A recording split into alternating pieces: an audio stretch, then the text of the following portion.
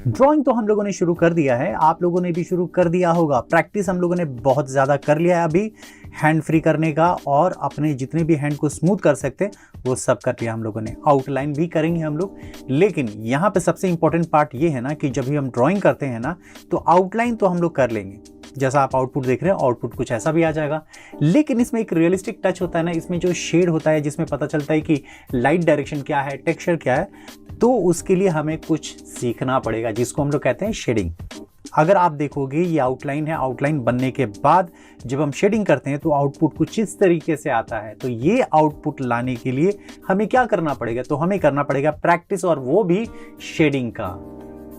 और शेडिंग में भी इंपॉर्टेंट पार्ट ये है कि जो आप देख रहे हो, अगर ड्राइंग करते हो तो इनिशियल डेज में बिगनर कुछ इस तरीके से ही ड्राइंग करते हैं, जिसमें आप शेड देख रहे हो कि चारों तरफ एक जैसा ही है, लेकिन इसमें वेरिएशन नहीं है, डेप्थ नहीं आ रहा है। अगर आप डेप्थ देखोगे तो ये कुछ इस तरीके से ट्रांसफॉर्म होगा।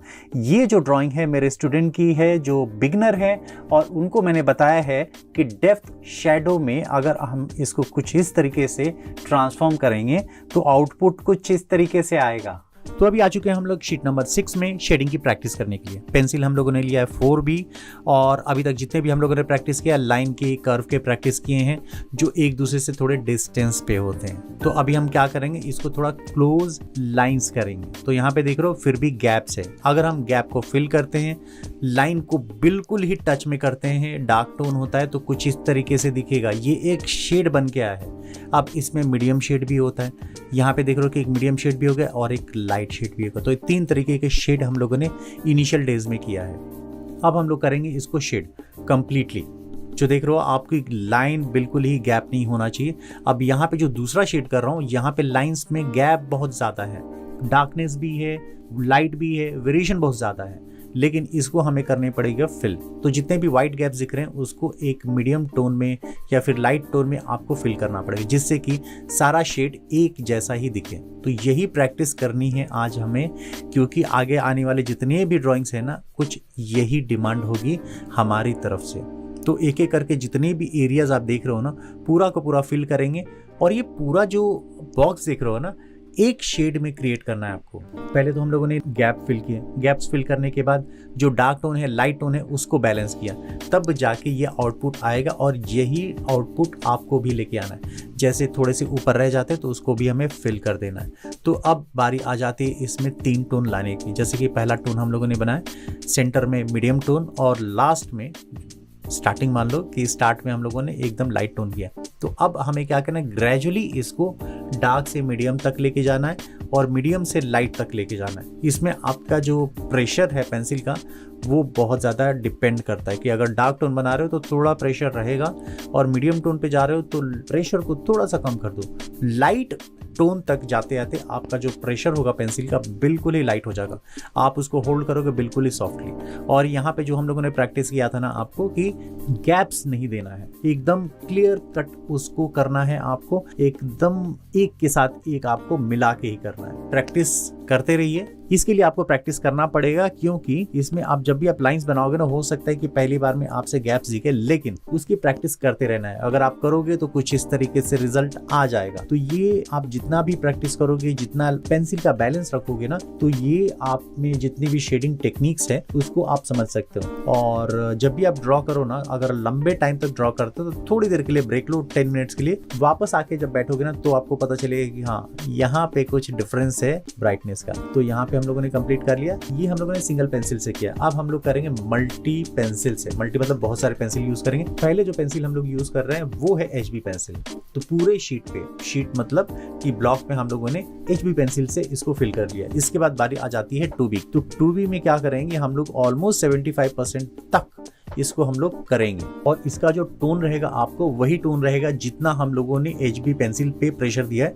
तो सेम प्रेशर आपको अलग अलग पेंसिल से देना है। तो HB पेंसिल से हम लोगों ने प्रेशर दिया, वही प्रेशर हम लोग यहाँ पे देंगे 2B पेंसिल से। कि जब आप रिपीट करते हो, रिपीट करोगे तो वहाँ पे डार्कनेस बढ़ती है। तो जितने एरियाज में हम लोग रिपीट करेंगे वहाँ पे डार्कनेस बढ़ेगी। तो यहाँ पे जो 2B पेंसिल है उसकी डार्कनेस और ज़्यादा है HB पेंसिल से। तो ग्रेजुअली हम लोग इसको डार्कनेस को बढ़ाएंगे जिससे कि शेड क्रिएट होगा। तो इसके बाद आ जाती है 4B पेंसिल की। तो 4B पेंसिल भी एकदम लास्ट से जहाँ पे डार्क है वहाँ से स्टार्ट करेंगे, 50% तक उसको लेके आएंगे। तो यहाँ पे ग्रेजुअली जो होगा ना कि धीरे धीरे आपका ब्राइट से डार्क की तरफ जा रहा है। और ये कंप्लीट कर लेने के बाद फिर हम लोग जाएंगे 6B की तरफ, और वहाँ पे एकदम किनारे से हम लोग डार्क लेके 25% तक जाएंगे। और ये पूरा कंप्लीट कर लेने के बाद अगर आपको लगता है कहीं वाइट कैप है या फिर कहीं वेरिएशन दिख रहा है तो आप HB पेंसिल या फिर 2B पेंसिल से उसको फिल कर सकते हो। तो एक आपको स्मूथ रिजल्ट आ जाएगा। और दोनों में अगर देखोगे ना तो आपका मल्टी लेयर जो होता है ना वो ज़्यादा अच्छे से होता है। अब इसके बाद जितने भी अगर आपने लाइन बाहर निकालें उसको आप क्लीन कर लो। तो ये एक अच्छा प्रैक्टिस है आपके लिए शेडिंग की।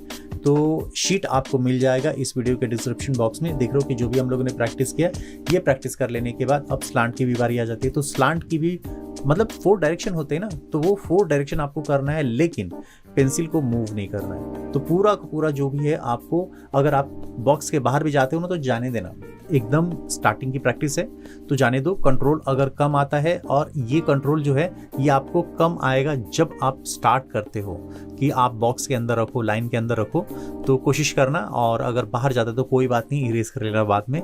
और यहाँ पे जितने भी अगर आप स्लांट की भी प्रैक्टिस कर रहे हो तो वाइट गैप आ रहा है तो कोई बात नहीं, शेडिंग टेक्निक मैंने आपको बता दिया, वो आपको पूरा का पूरा प्रैक्टिस कर लेना है। जितने भी लाइंस जो दिख रहे हैं ना, वाइट लाइंस अगर दिखेंगे तो उसको फिल कर लेना। तो हम लोगों ने अलग अलग टाइप के शेडिंग भी किया है यहाँ पे हम लोगों ने। तो अभी तक जो भी किया है ना, तो इसमें अभी लाइंस का प्रैक्टिस किया, लाइंस वाले जो शेडिंग होते हैं ना वो किया।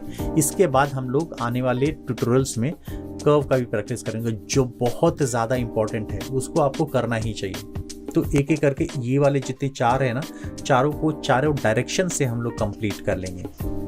नेक्स्ट एपिसोड में हम लोग करेंगे बॉल का प्रैक्टिस। बॉल मीन्स कि आपको यहाँ पे एक सर्कल रहेगा, सर्कल में हम लोग फिल करेंगे किस तरीके से विदाउट गैप एक स्मूथ रिजल्ट लेके आते हैं। और हाँ, जाते जाते लाइक जरूर करना, वीडियो को कमेंट करना, अगर नए हो तो सब्सक्राइब जरूर कर लेना।